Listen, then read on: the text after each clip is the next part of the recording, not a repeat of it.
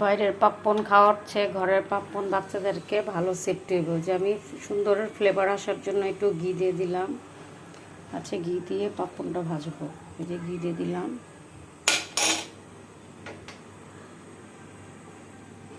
এই যে পাপ্পন দিয়ে দিন কটা।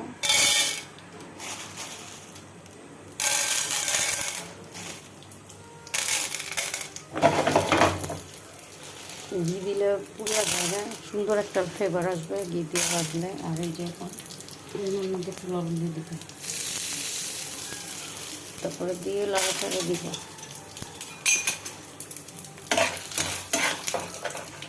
বাইরে খাওয়ার চেয়ে ঘরে বানায় খাওয়ালে খুব ভালো হবে আর মজা লাগে, বাচ্চাদের পেট করে।